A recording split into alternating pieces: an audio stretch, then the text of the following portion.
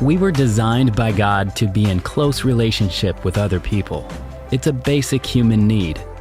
But technology and social media are causing us to spend less time interacting with people and more time interacting with our phones.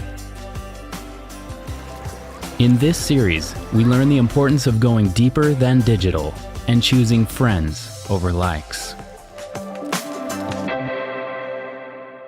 Well, good morning and welcome to the Gathering Church. My name is John Mark Redwine. I'm the lead pastor, and it's so good to see you guys today. I got a couple things I want to share with you first before we get started.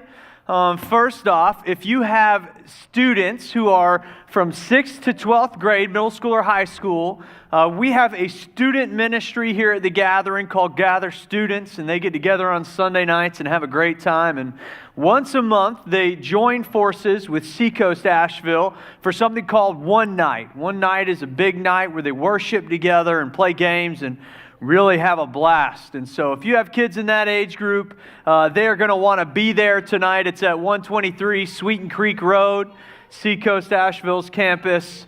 And that is from 5 to 7 tonight. You're going to want to get them there.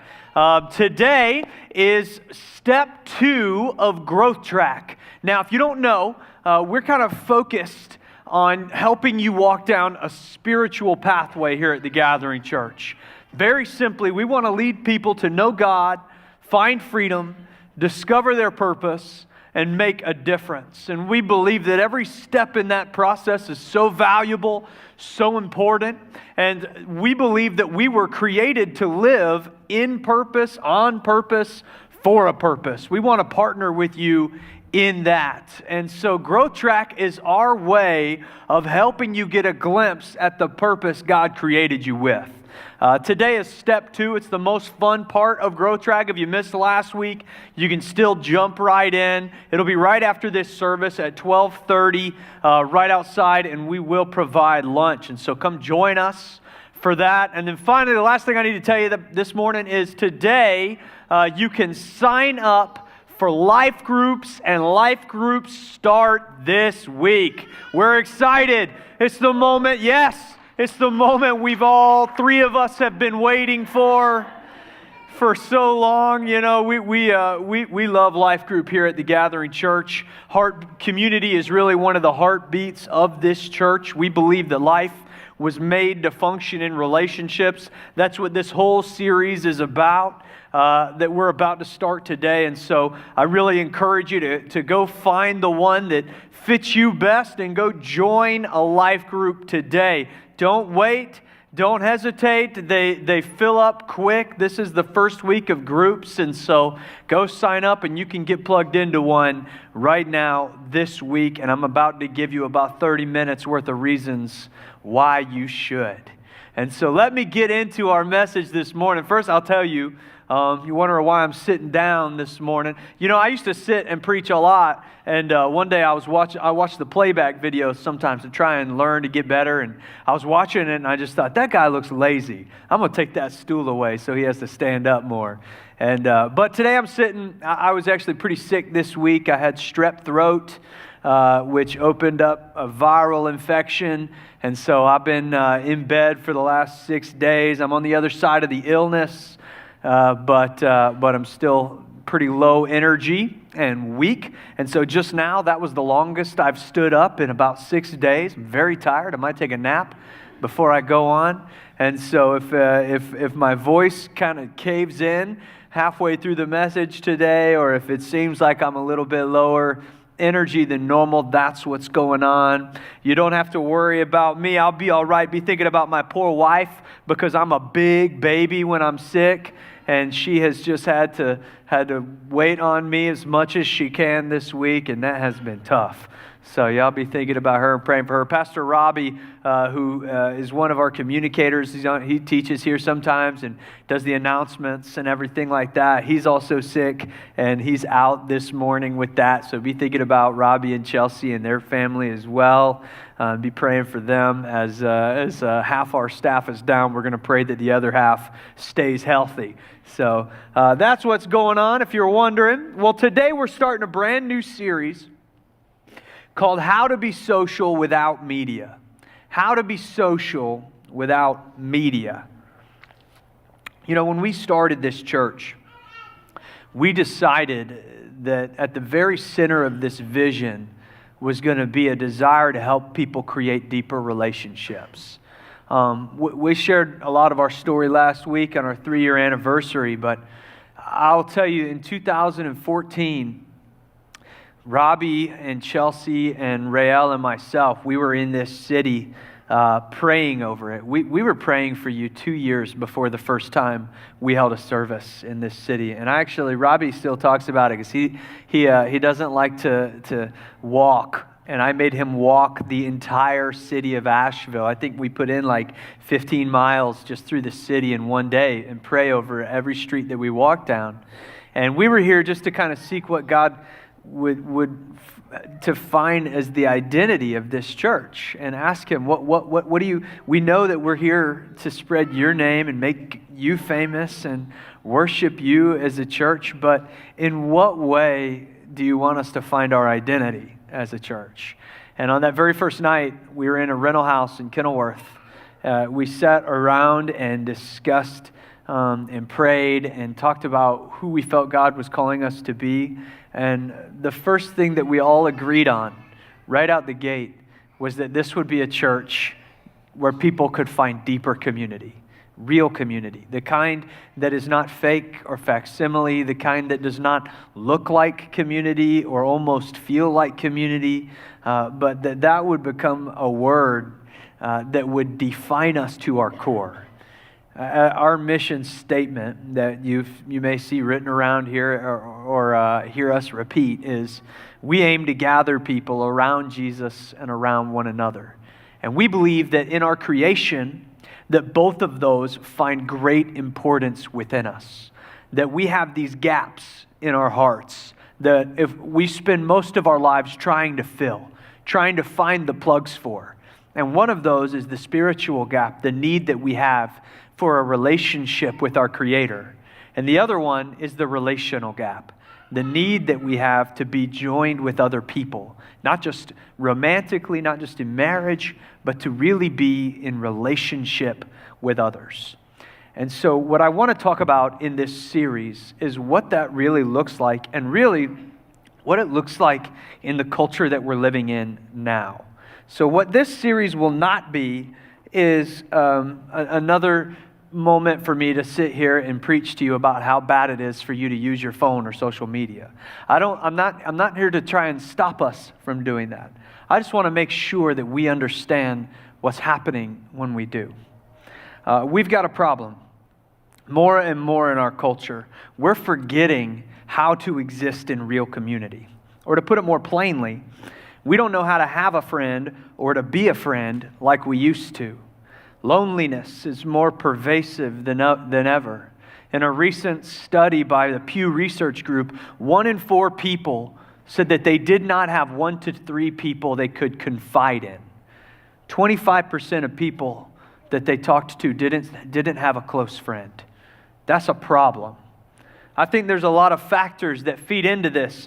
Fear and other cultural changes have led us to live disconnected from our neighbors.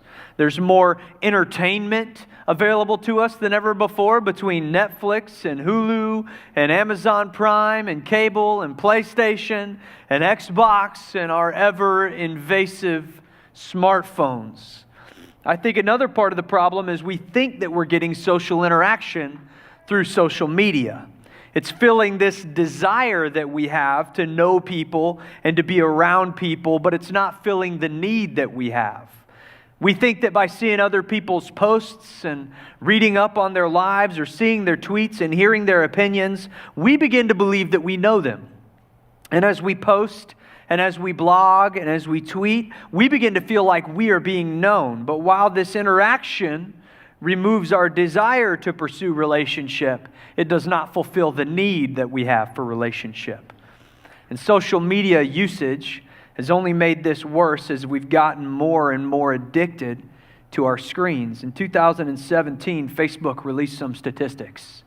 They said the average usage of their platform, this is just one platform out of many, was 90 minutes per day. 90 minutes per day. That's the average user with a Facebook account. In 2017, it had grown to 135 minutes with a steady increase each year. That was 2 years ago. It has grown since then. This is a problem.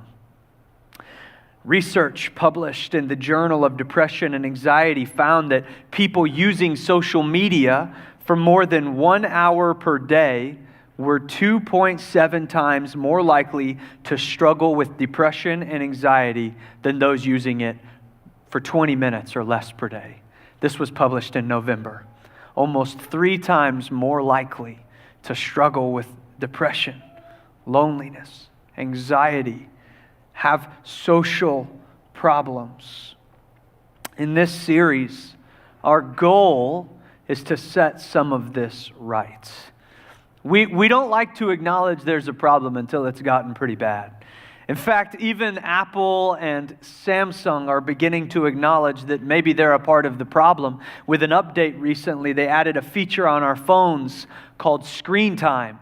And if you have Screen Time, it is a way for you to go in and set limits on how much you're using these applications. You can go in and track how much time you spend looking at it. You could go on your phone right now, go to Settings and Screen Time, and a little purple bar will tell you, if you have an Apple device, how much time you spent on social media per day this week. If you look at it and you haven't before, the results will probably surprise you. And they have these limiting bars that are great to use, but they just kind of turn into an annoyance and get in the way. When this app first came out, I was very excited about it, and I went on and I was like, yeah, I'm going to do a good job here. I'm going to start using this thing and cut it out of my life. And I went and logged on and I got on my Screen Time and I put a 20-minute limit on social media on my phone per day. And on that first day at 8 a.m., all of my social media apps turned opaque and said, you've gone over your screen time for this day. And so I went in and I disabled the feature. I said, this is a dumb feature anyways. Who needs it? I need to go check on my Instagram account. We've got to acknowledge that something needs to happen. We've got to make some changes. In this series, I don't want to talk about how to spend less time looking at social media. What I want to talk about is how to spend more time building real relationships. Our goal is to set some of this right, just to learn how to be social again, how to have community and friendships, and for us to learn how to relate to one another. If you feel like you're in here this morning and you've got great community, great friends, that this is something you're gifted at, good at, or have been blessed with, then that's wonderful. Let's learn how to get better. Let's learn how to get better at being friends. And then let's learn how to lead others down the path that we've chosen. Because the best part about a community, or I think the sign of a really well-functioning community, is not that it's closed, but that rather it makes room for more people to enjoy the fruits. So let's learn how to help others enjoy that. But if you're in here this morning and you're one of these statistics, I want you to know that you're in the right place. That none of us are perfect here. And we are all learning. And we're trying to get better. And we're trying to figure it out. And this is a church, a community where we are committed to gathering people around Jesus and around one another. And so we will continue to move forward on learning how to get better and better and better at being friends, at being a community, at being in relationship. So let's get started this morning by looking at the problem a little bit closer. First, I think one of the problems we're seeing is profile picture friendships. The rise of profile picture friendships. You know, living in Asheville is awesome because we've got so many beautiful places that you can go and see. You could go see world-class waterfalls at Triple Falls or Looking Glass Falls. You could go see panoramic views up on the Blue Ridge Parkway. You could go and stand on top of Mount Mitchell and be at the highest point east of the Mississippi. And when you go to all of these places, you're going to see one thing in common. Lots of people doing this, and doing this, and doing this, and doing this. And then when you look, I accidentally just opened my Screen Time. Don't look at it. Don't look at it. Oh no, I'm down 44% last week because I was sick sleeping the whole time. Sorry, that was a distraction. put it away. We see everybody taking these pictures, and what happens is you walk by, and somebody will say, hey, excuse me, can you take a picture of me and my friends? I always try to keep my eyes down on the ground instead of looking at them so that they won't ask me. And then I take the picture for them, and then as soon as I walk away, I see them grabbing another person because my picture was so bad. They're like, we've got to try this again. And then as soon as they take the picture that they like, then immediately you don't see them going, finally, that's over, and enjoying the view. No, you see them go down like this more and more, and they've got to do the editing, and they've got to crop out the friend that invited themselves, and they've got to get the filters on just right. They got to make sure it looks good, and then once it looks good enough, pow! We put it up on the profile picture. We nailed it. We got it. You see, what's happening is we are all out there doing our best to show people our best moments, our most flattering angles, and letting them see the parts of us that we want to see. And it's not just happening on our profile pictures. You see, this is conditioning us to behave this way in real life as well.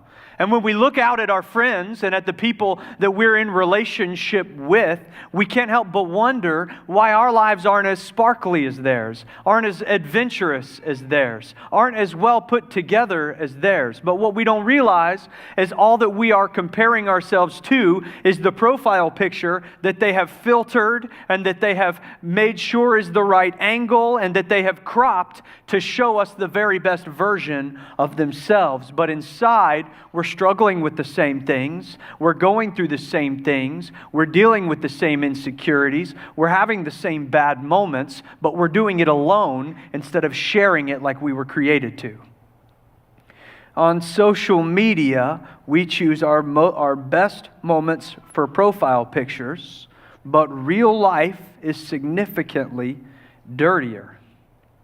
The world of social media and profile pictures has led us to have a lot of friends that only get to see our best parts, and it has hurt our ability to do life together.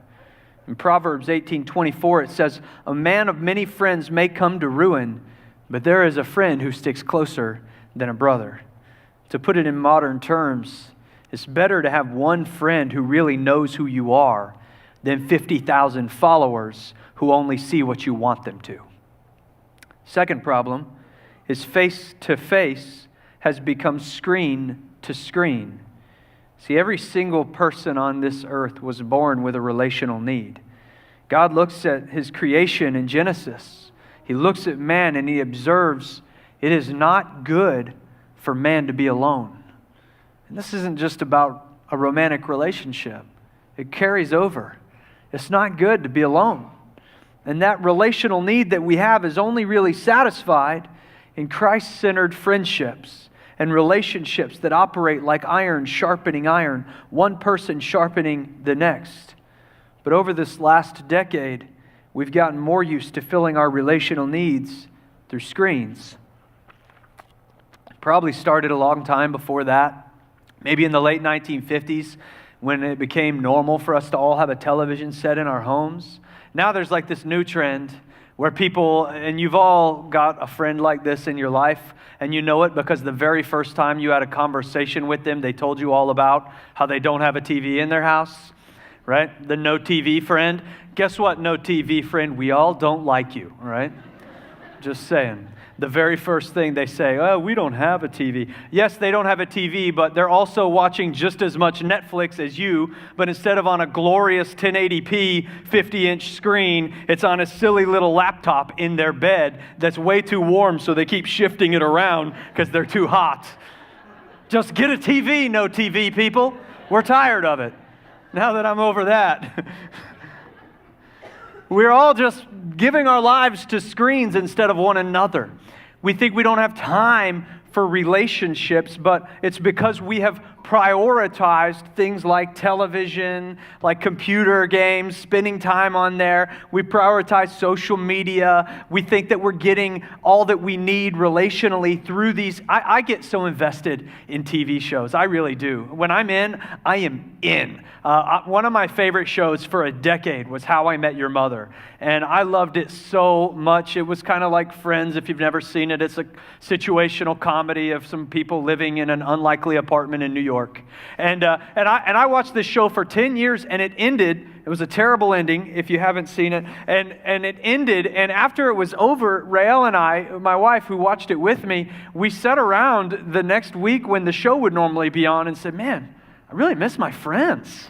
I just feel like I haven't been with Ted very much. Is he okay? Should I call him? Oh, I can't call him. He's a fictional character. See, we think that we get so invested in our shows that we think they're people that we are in relationship with. Listen, you do not have a relationship with Jon Snow. He's not a real person. You're not involved in his trife, okay? I'm just telling you. We are changing out face to face for screen to screen, and we're the worse for it. And finally, the problem is we've got too much competition. Too much competition. The third problem we have in building relationships is there's too much competition for our time and attention. In our series before our anniversary, we talked a lot about our time, the way we prioritize it, the way we manage it. And so if you missed that series, I encourage you to go on our website, give it a listen or a watch. But we have every free moment in our weeks packed in with work, sports for our kids, clubs we're involved in, events we're committed to, and TV shows we don't want to miss. And so we look at our busy lives and wonder how we're supposed to build a friendship there. Where do we even fit more relationships when it feels like we're struggling to maintain the ones we have? I have people come and meet with me for a variety of different reasons. And a lot of times I feel that what they need is some freedom. And the way to find freedom is to get in relationship, to join a life group, and meet the right people that are going to walk you to freedom. And so I'll encourage that and suggest that. And many of them will say, well, I haven't been in a life group. And I'll say, well, yes, that's why I'm telling you. I think you need freedom. I think you need to be in a life group. And say, well, I can't because I just don't have time. I don't have time. I've got too much that I need to do. I don't know. I've got so much going on. It's hard for me to maintain my marriage and, the relationships I already have. I don't know how I'm supposed to build new ones, and it's just the common theme over and over that we don't have time. See, all of this and many other factors come together to create the problem we have now. Many of us have forgotten how to be social without media. We've forgotten the secret to lasting friendships and real relationships that matter and that build us up and make us better versions of ourselves. Relationships that help us to grow and find freedom, that encourage us and mourn with us. In John 15:12, Jesus gave one of his last commandments. He said, "This is my commandment, that you love one another the way that I've loved you." In fact, he would go on to tell the disciples, the way that people are going to know you're mine, that you belong to me, is by how well you love one another. You see, that's not just about loving your spouse. It's about loving people. And how are we supposed to love people if we don't ever get to really know them? We've got to get better at this because it's what we're called, created, and made to do. So we're going to start to change. That's what this series is all about. It's 4 weeks. And each week we're going to come in here and we're going to talk a little bit more. We're going to go a little bit deeper. We're going to peel another layer of the onion off. That's kind of a stinky example, but you get it, right? And we're going to try to figure out how to get better at this again. I hope you'll come next week. I hope you'll come back. We're going to talk about how to care for people. It's going to be good. Today, I want to just build a base. Let's just talk really simply, practically, about how to build relationships. How do you build a relationship? Some of us, we just don't even know where to start anymore. So let me give you a stepping off block. Number one is this: rethink my time. This is basically the gist of our message 2 weeks ago. One of the biggest problems in our ability to cultivate relationships is that we don't have time to. And so it's time for us to redefine what is important, what gets our time, and to prioritize relationships. In Hebrews, the writer is encouraging the audience to keep working hard and to live more and more like Jesus. And he offers this wisdom in Hebrews 10:24-25. Let us consider how we may spur one another on towards love and good deeds, not giving up meeting together, as some are in the habit of doing, but encouraging one another, and all the more as you see the day approaching. A lot of times what pastors will use this passage for, what I've used this passage for, is to encourage people about the importance of going to church and weekly being engaged in church. And that's an application, but it's not the total application. Because what I see the writer saying in context is that if we're going to live like Jesus, and we're going to get to this standard that he's called us to, that is high and that is hard to achieve, to be doing good works, to be serving people and making a difference in our communities. If we're going to love people the way he told us to love each other the way he loved us, and he gave his life for us. So if we're going to get to that standard, how do we keep growing? And he says, well, don't give up meeting together, as some of us have been in the habit of doing. Continue to encourage one another and spend time together, and that's how we get there. We've got to prioritize time together. Ephesians 5:15 through 17 says, "Look carefully then how you walk, not as unwise, but as wise, making the best use of time, because the days are evil." That's an expression that means like time is fleeting. Like you can't trust time because it's always going away. Like it's not a fixed commodity. Like time is against you. It's always diminishing. The days are evil. Therefore, don't be foolish, but understand what the will of the Lord is. This passage says you've got to understand you only get so much time.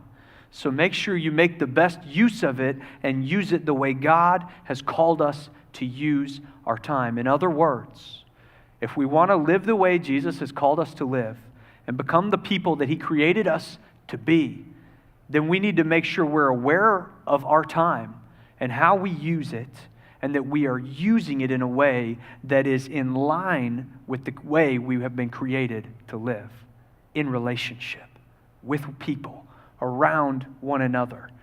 Be careful about how you manage your time and make sure your calendar aligns with how God has created and called us to live.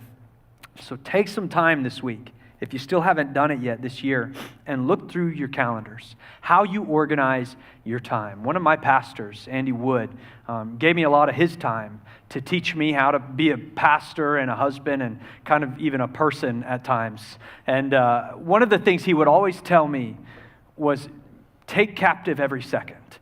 Take captive every second. When I would ask him how to get better at something, he would ask to see my schedule. And he's kind of a maniac about it. He would start planning his day out by the minute at 5 a.m. And he would go until he would go to bed at night. I start at 6 because that's when I think I'm going to wake up. And then I go to about 8 o'clock at night. And what I will do is write down in my paper notebook everything that I'm going to do hour by hour in order to make sure I'm making the best use of each one of those hours I've been given. Now, I don't do this perfectly, and sometimes I'll miss a couple days, maybe even a week. But what I try to do if I've missed some time is at the other side of it, go back and fill in as much as I can remember of what I actually do. And every single time what I find was the weeks that I wasn't intentional with the time that I do have, I wasted giant blocks of it. Giant blocks. You see, we feel so pressed for time. We feel like we don't have the space for the relationships that we know we need. But I am telling you, it is there, and if it is genuinely not, it's time to let some things go so we have room for the things we need to prioritize. And relationships are one of those things. We need it. We need to rethink our time. Here's number 2. This is the big one. Build trust with somebody. Build trust with somebody. There's a lot of great friendships in the Bible. It says that King David and his friend Jonathan were joined together at the soul. Isn't that good? Do you have a friend who you feel like you're joined together at the soul? If you don't, man, that's my prayer for you, is that we would learn how to become friends with somebody and get so close that it could be said of us that we're joined together at the soul. My favorite friendship in the whole journey of Scripture is between Peter and Jesus. These guys were friends. There's no getting around it. They spent all this time together. They were hanging out, and there were these 12 disciples. But in those 12 disciples, Jesus had this group of friends who saw him in his most vulnerable moments. These were the guys that Jesus literally took the mask off with. They got to see him in his glorified state before he entered it. They got to see him looking like the heavenly Jesus before he was resurrected. That's a very big deal. These guys got to see Jesus in his vulnerable moments, when he was grieving over his cousin, or when he was grieving over his friend Lazarus. They were there. They were right beside him. They were the ones that Jesus relied on the most, leaned on the most. Peter, John, and James. Jesus was there for these guys when they needed him the most as well. When Peter's mother-in-law was sick, Jesus went out of his way to a different town to heal her so that he could serve his friend's family well. These guys were friends. In the most emotional, intense, and private moments, they were there. When Jesus was scared in the garden before he was arrested, it was these three guys that he asked to come pray with him. There was a real bond between them. My favorite story about trust between them, about how much Peter trusted Jesus, is in Matthew chapter 14. Everybody's had a long day in this story. Jesus has been teaching to huge crowds, and he sends the disciples on ahead of him in a boat across to the other side of the lake, and he just wants to pray and rest for a minute. And while they're making their way over to the other side in this boat, they see somebody walking towards them. The story is in Matthew chapter 14, verse 22. It says, immediately Jesus made the disciples get into the boat and go on ahead of him to the other side while he dismissed the crowd. After he dismissed them, he went up on a mountainside by himself to pray. And later that night, he was there alone. And the boat was already a good distance from land, buffeted by the waves because the wind was against it. Shortly before dawn, Jesus went out to them walking on the lake. I love how normal Matthew just decided to write that sentence. Like, yeah, he just walked out to us. When the disciples saw him walking on the lake, they were terrified. It's a ghost, they said, and cried out in fear. But Jesus immediately said to them, take courage. It is I. Don't be afraid. Lord, if it's you, Peter replied, tell me to come to you on the water. You've got to understand, there were 12 guys in this boat. All of them had been with Jesus about the same amount of time, had seen all the same amount of miracles, had witnessed the same things with him. Only one of them trusted Jesus enough to get out of the boat. That was his buddy. That was his guy. That was his friend. And that was Peter. Peter jumps out of the boat and he starts walking across the water towards Jesus. But when he saw the wind, he was afraid and began to sink and cried out, Lord, save me. And immediately Jesus reached out his hand and caught him. You have little faith, he said. Why'd you doubt? I think a lot of times, if you've read this passage before, we think like Jesus is chastising Peter, like, you have little faith. Why did you doubt? You almost did it. I don't think that's what it was like. I think Jesus was so proud of Peter in that moment. And he's smiling, and he's soft, and he reaches his hand down to Peter to grab him, and he says, you have little faith, man. You almost had it. Come on, man. You did it. You were walking on water. I can't believe it. This is what trust looks like. And it's oftentimes in our relationships what it feels like. I love this story because it reminds me of Forrest Gump. Forrest Gump's one of my favorite movies. You know the scene where Lieutenant Dan is on the dock and Forrest Gump sees him and he's like, Lieutenant Dan! He just jumps out of the boat because he loves Lieutenant Dan so much. That is essentially based on the friendship of Peter and Jesus. It's a loose translation. Peter just gets out of the boat and starts walking because he knows Jesus can get him there.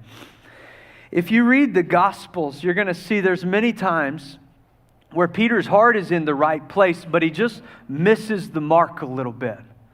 It's hard to learn to trust new people because we know that we aren't perfect. And we're worried that they won't be either, that they're going to let us down, that they're not always going to show up. And maybe you've been hurt in a friendship or in a relationship before. I get it. But even Peter and Jesus didn't have a flawless friendship. But it was still built on trust. Some of us never go deep in relationships because we're worried it's not a good fit, that we're not the perfect match for friends. We're not sure we connect well enough. See, I think we've developed kind of a tender mentality on friends. If they don't seem attractive to us at first glance, we swipe left and we're done with them, on to the next person. But you can't live that way in real life and expect to build anything lasting. Peter and Jesus are a great example of this because taken on the surface, these guys really don't have very much in common. One is an impulsive fisherman who often talks before he thinks. The other one is the Son of God, descended from heaven to save us all. It's a big difference between these two guys. You can't find a bigger one. I'm just saying, you don't need to be perfect. You just need to be present. Building trust with somebody takes a lot of time and intentionality, and it takes vulnerability, and then it takes more time. It's lots of coffees or breakfasts or late night dinners or whatever your thing is. Don't waste your life waiting for the perfect friend to drop into your lap. Make the decision today to become a better friend yourself. Often we don't let anybody get close to us because we're worried they're going to hurt us. But Peter denied that he ever knew Jesus 3 different times on the same night that Jesus needed him at his side the most. If Jesus' friendships weren't perfect, yours won't be either. What we see, though, is that even though Peter deeply betrayed the trust of Jesus, Jesus restored the relationship. He worked with him. He told him that he loved him, and he put him in a position of leadership over the movement that he was starting. When trust is broken, it can be rebuilt. Learning to forgive and move forward is just as important in relationships as is learning to build trust in the first place. I got one more thing to say about building trust, because if you want a social life that's bigger than a 7-inch screen, you really need to lean into building trust. See, I think a lot of times we don't build trust with people because we're aware that we can't control them. We can't control what they do with our trust. We can't control how they respond to our vulnerability. See, for many of us, we struggle to build lasting relationships because we can't make people act, think, and do what we want them to do. And when things break down, we're quick to blame them for it. Here's the point I want to make. There is a key to building trust in relationships. If you're taking notes, write this down. Where I have influence, I have concern. Where I have control, I will enact change. Where I have influence, I will have concern. But where I have control, I will enact change. Here's what I mean. When you are building a relationship with somebody else, you need to understand first off that you cannot control them. Even Jesus could not control his friends. Just look at the decisions Peter made. Jesus was betrayed by one of the 12 he chose. We don't have control over the actions people choose, but we can earn influence as we build trust. And we use that influence over our friends the same way that Jesus uses it for his friends and for us, to move people closer to freedom. But the choices they make on that journey are not our responsibility. That's theirs. See, where I have influence, I will have concern. I will care.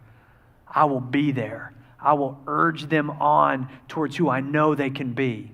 But when they mess up, I'll just be there to pick them up. When they make mistakes, I won't take it personally. I won't cull the whole thing off. I won't be mad because they didn't choose the choice I chose for them. Where I have influence, I will have concern. And where I have control, I will enact change. You do have control over somebody. Guess who? One person. They met you in the mirror this morning. There is only one person that you can control, and it's not your friends, it's you. You get to control you, and throughout your entire life, you will only control you. Only you. Spouses, you only control you. Parents, you only control you. So change what you can change in you and use your influence to help others, to move others towards freedom. That's all we can do. And if we can do it well, over time, we will build trust in one another. And that's how we build relationships. One more thing as we close this morning. This is my cheat sheet for how to make and keep good relationships. It's an easy one. This is practical. You can remember this. Number 3, listen, engage, and check in. Listen, engage, and check in. Listen, engage, and check in. I'm not naturally good relationally. Tell you a little bit about me. I am not a very good friend by nature. I don't listen to people like ever. I just zone out. I glaze over when people start talking. I'm always just waiting for a pause in what they're saying so I can interject the funny thing that I thought of before they even started talking. I'm always just looking for a way to tell my story. I'm so bad at it. I interrupt. I don't let them finish. This is who I am. I walk away thinking about whether or not my story was good, not thinking about what they just told me about them. That's it. And all of those tendencies have made me a pretty bad friend at times. In fact, as I look back over my life, it's made it hard for me to maintain good friendships and relationships. In fact, if I really think about the friends who have been real friends for me in the last 31 years, the people that have been close to me have been people who were good friends, who were really good friends, who pursued me, who listened to me, who engaged with me, who checked in with me. It wasn't because of me we were close friends. It was because of them. I had a best friend who I was really close with in California, where I lived before moving here, and his name's Rich. And Rich is one of those guys that is a naturally good friend. When you're talking to him, when I talk to him, he's significantly taller than I am. And so whenever I talk to him, he leans down a little bit, which is honestly a little insulting. He leans down a little bit, and he locks his eyes on me like he's like studying me. And the whole time I'm talking, he's paying it. He's drinking every word. And he's not waiting to respond for a pause. He's listening to what I say. And then when I'm done talking, which is almost never, so he doesn't get a lot of words in this friendship, he then responds based on what I said. He engages with it. He asks more questions. Poor guy. I've already just talked for 20 minutes, and then he asks more questions to get more out of me.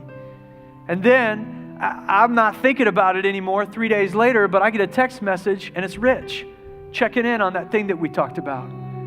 And it's been 5 years almost since I moved away from California. And he's still the best friend I've ever had. We talk all the time. And when we talk, it's the same on the phone. There's thousands of miles between us, and he will listen to everything I say, engage. Next day, I'll get a text checking in. Hey, bro. Hi, bro. He's British. Hey, bro, just want to check in, make sure everything's okay on that thing we talked about. Want to let you know I'm on your team. I'm on your side. I'm with you. And that's like the best. I made him sound like Steve Irwin there, but I love you, Rich, man, if you're watching. And I've learned a lot from him about how to be a friend. We need to listen more, and we need to engage more, and we need to check in. This is where it starts. If you want to build a friendship, here's your starting point. Here's point A. James 1:19 says, "My dear brothers and sisters, take note of this. Everyone should be quick to listen, slow to speak, and slow to become angry." This is words to live by. If you're going to memorize 3 Bible verses in your life, let this be one of them. Be quick to listen, and slow to speak, and slow to get angry. Proverbs 18:2 says, "Fools find no pleasure in understanding, but delight in airing their own opinions." So the fool is the one that keeps talking and talking and talking and never tries to understand your side. And then in verse 13, it says, "To answer before listening, that is folly and shame." That one hurt me a little bit.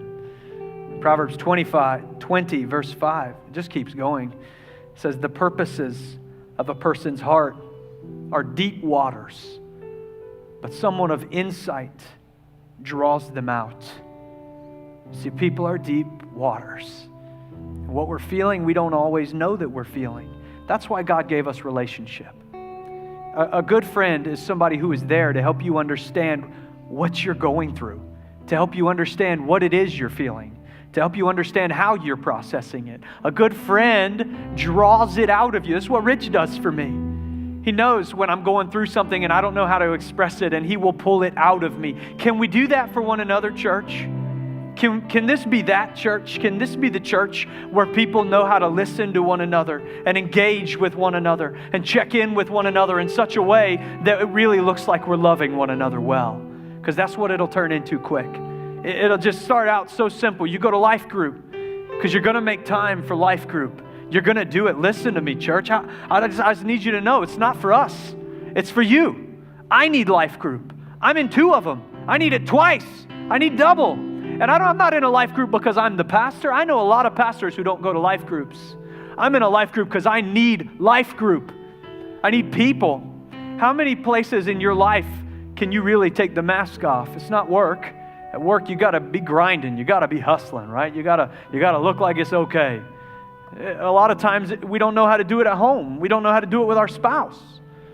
Many times it's not the guys in the bowling league. If you're still in a bowling league like Fred Flintstone, you're just goofing. Whatever it is, maybe it is the bowling league. I don't know for you. But life group is a special place where you go and you take the mask off and you just get to show them who you are.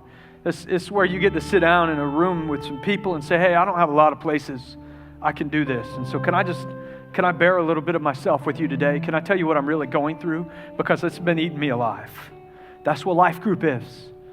And you're going to go to life group and you're going to make it a priority and you're going to kick things off your schedule and you're going to go every single week. It's what we're going to do this semester, church. And as we build relationships in life group, we're going to listen when people talk. Not wait for our turn. We're going to listen. And then we're going to engage. We're going to ask questions. We're going to use insight. We're going to pull it out of the deep waters. We're going to figure out what they're going through. We're going to help them find freedom. And then when you think about it the next day, you're gonna get their number at life group. And when you think about it the next day, you're going to send them a text. Hey, John Mark, I've been praying for you, man. I just want you to know, thanks for sharing at life group last night, and I'm with you. Man, it's so simple. You don't have to have the answers. You don't have to have it together because they don't have it together and they're not expecting you to. They just need to know they're not in it alone. You don't have to be the best swimmer in the pool if there's other people swimming with you, okay? You just need to know that you're not in it alone. It's what we're going to do for one another. We're going to listen. We're going to engage. We're going to check in. We're going to build friends one intentional conversation at a time through countless thoughtful touches. You need a thank you note friend. You need to be a thank you note. Do you have a thank you note friend? The friend who just sends thank you notes for no good reason? You said good morning to them and you get a thank you note. Hey, you said good morning to me on a Wednesday. Just wanted to thank you. Signed, Stephanie. You need a thank you note friend. You need somebody. You need to be a thank you note friend. We need these kind of relationships. And this can be the place where they happen. This is our heartbeat. This is who we want to be as a church. So let's make a commitment together to learn how to get social without media. Let's get better at this again. Join us every week of this series as we go deeper and deeper and deeper. We're going to talk about how to care for people. I want to have a whole week to talk about how to get vulnerable. I think we need to be reminded what vulnerability really looks like and how to do it. We're so used to putting on pretenses. Let's be done with that. Let's be done being perfect. Let's not be okay for a little while so that we can get better. That's what this series is going to be like, and I hope you'll join us for it. I think we'll all be better on the other side. Let's pray. Heavenly Father, I thank you so much for creating us to do life together. What a gift, Lord. What a gift you've given us in each other. So God, I just ask that you would help us to honor that gift, to build that gift, God, to develop it, to grow it, to understand it more and more, Lord, to be better friends. God, for the relationally challenged like me, Lord, help us to learn how to value people more, to show value to people more. God, I just pray for every person in here tonight and this morning who is in a good friendship, that God, you would help them to make it better, to take it deeper, to deepen trust, to heal wounds. And for every lonely person in this room, God, I ask the blessing of a friend. For every person in this room who is in one of those stats, God, that you would find freedom for them, that as they sign up and go to life groups this week, that God, you would just open up the doorway to a friendship that is going to transform them and change their lives. May your Holy Spirit push us into it, define it, walk us through it, be in it with us, God. We trust you. We're so grateful for you, Lord. We praise your name in Jesus' name. Amen.